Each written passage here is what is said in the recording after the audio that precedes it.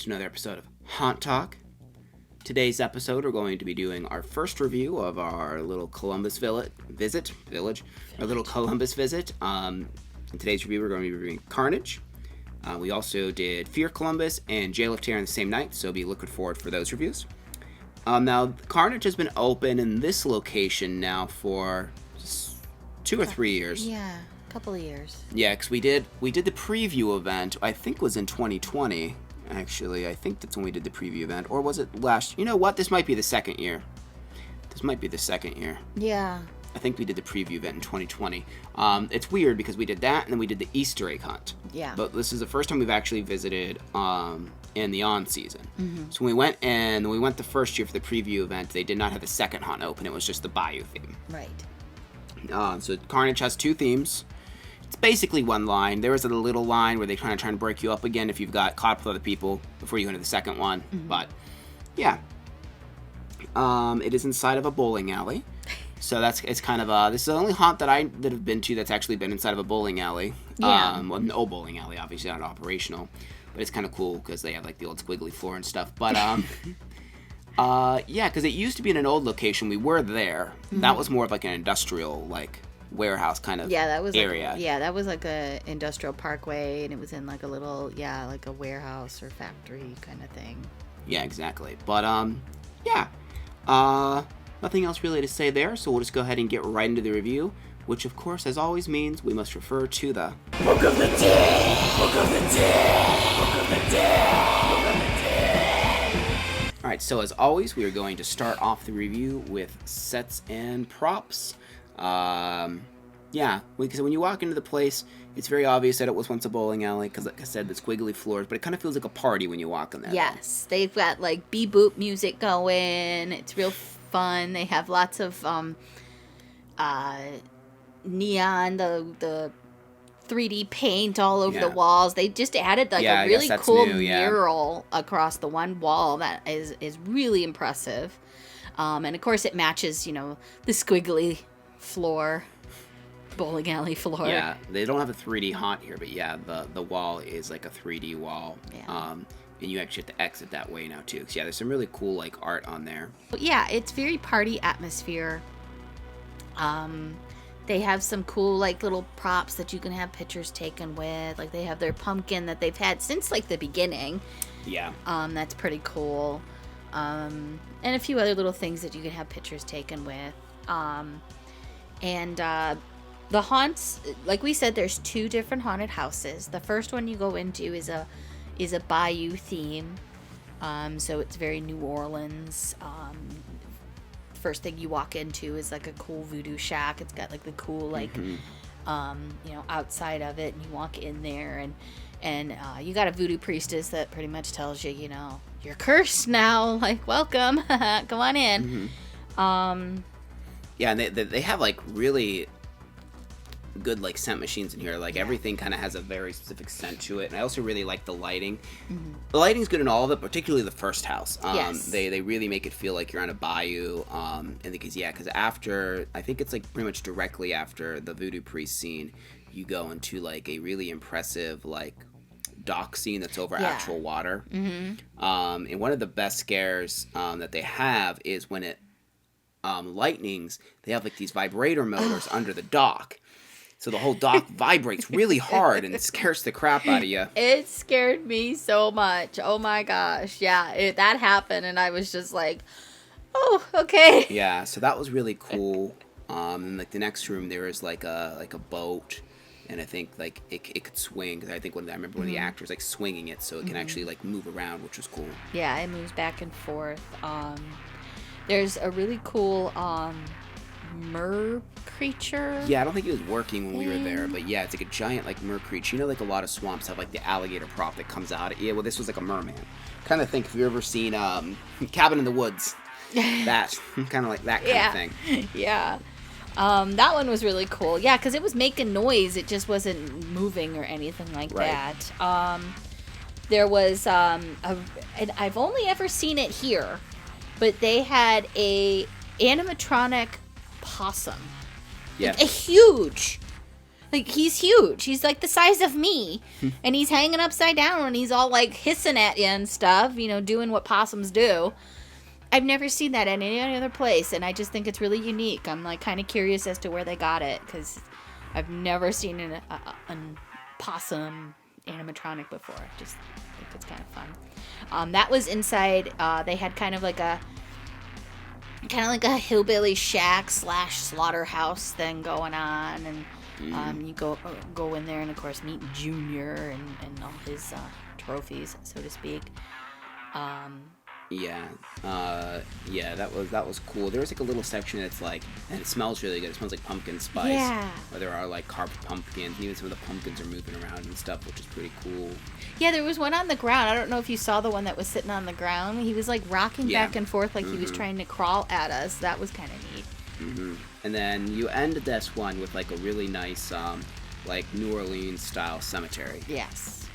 Well, that's what it is supposed to be, and it's kind of cool because of the way it weaves in and out. It's like an open cemetery, but you like go around and all of that. Now, I will say, from what I remember, nothing's really changed about this haunt since we went to the preview event. I don't recognize. They may have like put some more detailing and touch-ups and stuff, but all the scenes, I don't think there's anything that I don't remember from the first time we went. Which again, I think this is only the second actual year of full operation, so. Yeah, for both haunts. And they do plan on a third next year, which sounds like it's going to be like the haunt's going to be based in the streets of New Orleans itself. Yeah, because it's called The Quarter. So I'm assuming it's going to be the French Quarter. I kind of hope that it's going to be like that, where you're walking through the streets and have to like navigate through monsters and such. Which would make sense, because the next thing before you go into the next haunt called the Entity, you go through what is like a little street that's supposed to be in New Orleans. You exit a thing that actually says the cemetery above you, and there's like some barber shops which you can like. It's like a little photo op for that. Yeah. And there's a butcher shop that actually has like meat on a thing that's rotating inside of there. And then there's the hospital, or maybe it's an asylum. I think it's an asylum.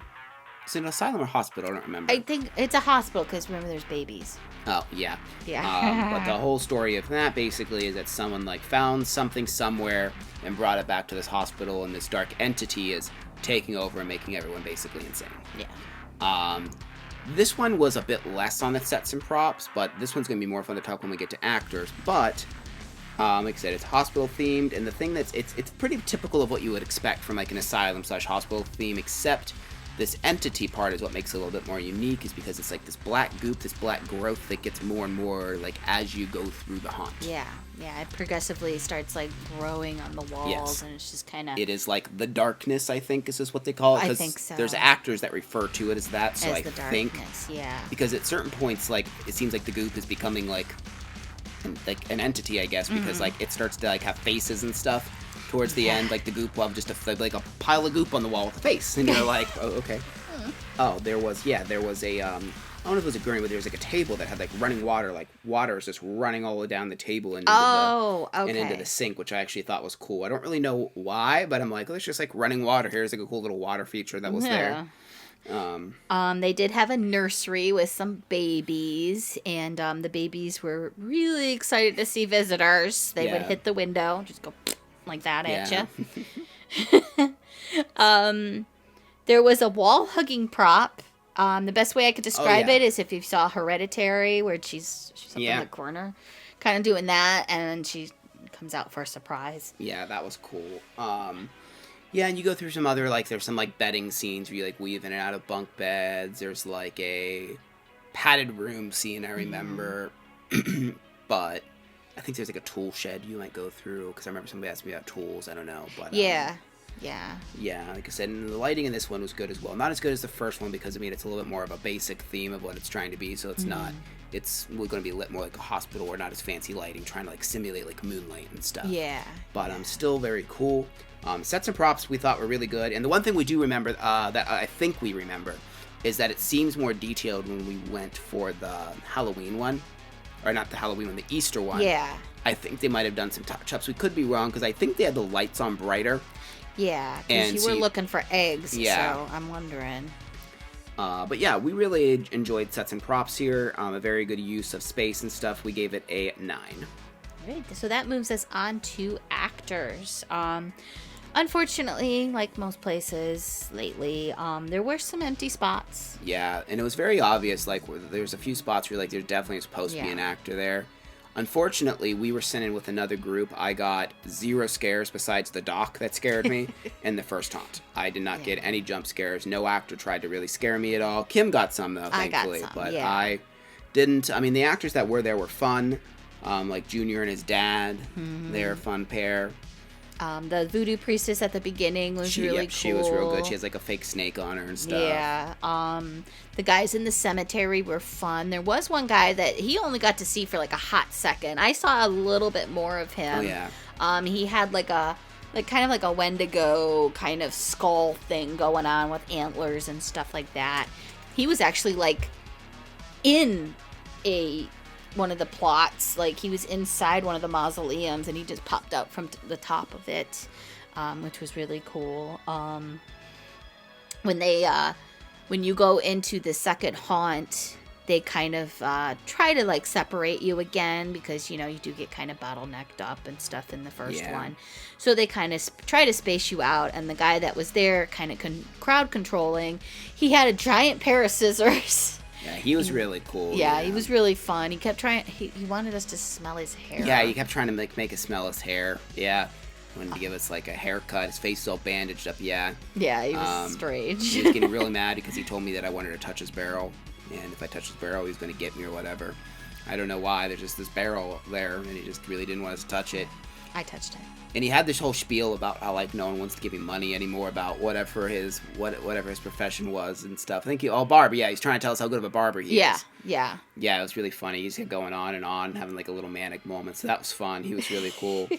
When we first walked in, there was this nurse. Yeah, she had the little hat. Okay. She was a nurse. But she had, like, all of these, like, each finger had, like, a different, like, syringe or, like, scissor attached. They were really cool. And she had, like, scissors, like, up her arm, and she would reach out. She even kind of, like, touched me a little bit with them, kind of, like, ran them across my arm and stuff as I was walking by her. She was just really creepy looking. I think she had, like, contacts in, too, to make her eyes look real wild. She was awesome. There was this one girl that just kind of came out of nowhere. She was like doing the ring shit where she like had the hair in front of her face and crawled out from under a desk. Yeah. I didn't expect. I heard a noise because I was like, we walk in that room and I heard something, and I'm like, well, and then she like something. And I watched her. And she just scuttled off somewhere. She didn't go back under that desk. She like scuttled off to another part of the room, and I don't know where she went to. I never saw her again. I'm like, huh. Okay, there she goes. And then our favorite actor of the night. So we're walking into the area that's we're not quite there at the nursery yet. We're in like a kids area, and there's this patient standing there, and he's kind of walking weird, kind of like doing like a pee-pee dance kind of walk, and he's like, and his hair is all like wild and like longer, and he's like walking towards us. And there was a nurse that was actually near us, too. And she's like, what are you doing? She's called him Mr. something. Yeah, I don't remember his name, unfortunately. And he walks up to me. And then he just uncrosses his legs. And a baby falls out. It just falls out from his skirt. And he's just like, he doesn't really say anything. He's just kind of like doing this really creepy giggle. Yeah. Just like. He's just like. Like just these like little laughs. And then like the nurse is like, oh, Mr. whatever his name is, you're not supposed to give birth. Like, why are you giving birth? You're not supposed to do that. And he's just giggling the whole time and just standing in our way being creepy as hell. Kim's reaction is pretty funny. She just kind of looks down and just gets this look on her face. She goes, And I'm like, yep, there's just a little baby. And then he took the longest possible time to pick up the baby. Yeah. Because he's still, like, he put his legs back, like he had to pee again. And he's just kind of like kind of reaching without, like, trying to bend his legs and stuff and trying to get the baby. Really I think creepy. He wanted me to get the baby. And I'm like, I'm not touching that. That was between your legs. That was up there. That was up there. Another standout person was they had like kind of like an insane area in the hospital, and I'm just gonna call him I'm a clown. Yeah, he like his lips are like super super wet, and he just kept going like this and going. Yeah, he had like rouge or something, like he was putting clown makeup on, but he just kept doing this. He's like, I'm a clown. And then he would make this like weird tick noise. This weird tick noise and just keep going that, I'm a clown. I'm a clown. I'm just like, yeah, you are. He wouldn't let us pass either. He was just there, and I'm just like, okay. And then the girl in like I just have like, this girl in the mattress room. So there's that scene I was talking about where like you're weaving in between multiple bunk beds. She was cool, and she got Kim a couple times. Like she would just like fly across the beds and stuff, and just like be right in front of you in an instant. It's crazy how nimble some of the actors are on haunts. I'm like watching, I'm like, damn, it's amazing. And they just do this for like hours and hours at night. It's crazy. It's a good workout, I guess. But yeah, I mean, the only real complaint we had was again like in the first one they did a bad job at really getting people besides the people in the front of the line. Like I said, Kim got scared a little bit, but I mean, like I said, no one even tried to scare me. And it was only a group of 4. The second one, we were separated a bit more, so I did get a couple scares in the second one, and the actors a little bit more entertaining in the second one. It felt like there's a bit more. Yeah. I do think the actors did a really good job in the cemetery in the first one because of the way they weaved in and out.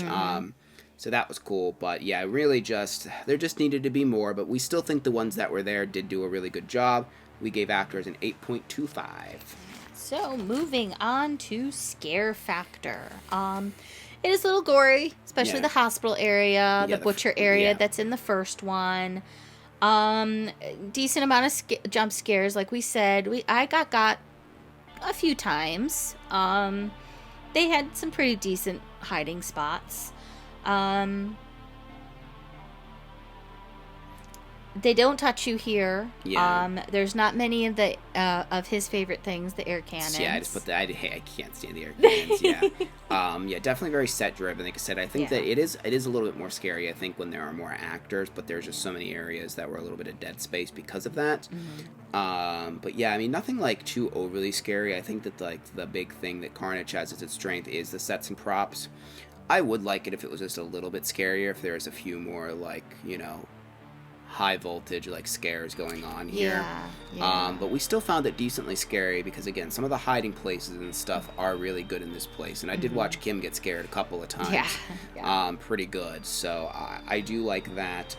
Scare factor it's pretty scary. We gave it a 7. This might not be the worst one to take someone that's a little bit younger too, but I would not say this. I wouldn't take like kids here.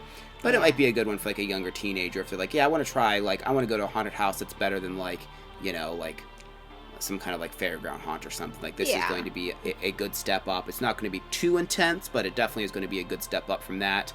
And it's a good one to show, like, this is how beautiful haunts can be as well without being insanely scary. Yeah. Because, like, while it's loud, it's nothing like the next review we're going to have up, like Fear Columbus, where it just makes like you're having a panic attack the whole time or anything like that. So, and again, scare factor is subjective. A low or high number doesn't necessarily mean the haunt is good or bad. It's just literally how scary we felt it was when we went. And 7 is pretty high on the scare level, honestly.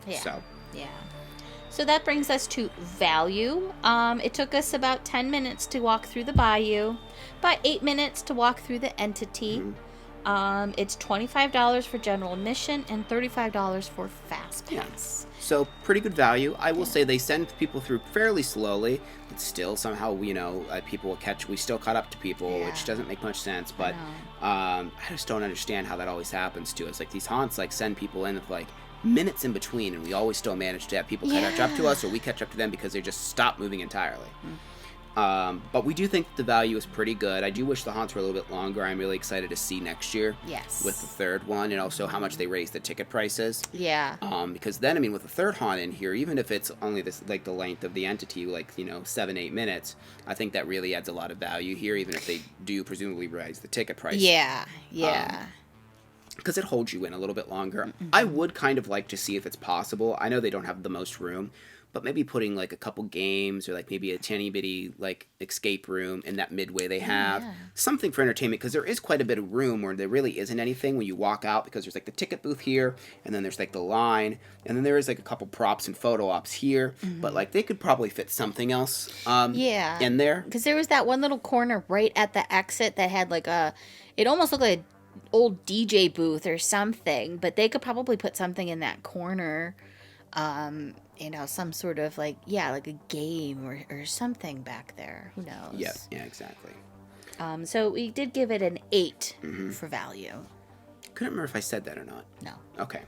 All right, and then that brings us to the overall score. We gave it an 8.5. It's definitely one of the best in the area, and you can easily do multiple And my personal advice: start with Carnage, get there like right when they open, which is what we did, and then hit Fear Columbus, and then do Haunted Hoochie. Yeah. I would do it that order. Now there are some other ones like Zombiesi Bay.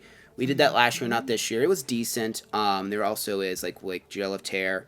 I don't know how much I'd recommend that one. Watch the next video after this one. Or no, sorry, 2 videos after this one. Fear Comes to Me next, then that. Or they'll all be up, depending on when you're watching it, to see what we think of that one. But yeah, Columbus has quite a few good ones, and they're all kind of close to each other. But this, Fear Columbus and Haunted Hoochie are just really good haunts, and you can have just a night of amazing haunts. We didn't do Hoochie this year, unfortunately, because we just did it last year and we wanted to try some new ones. Yeah.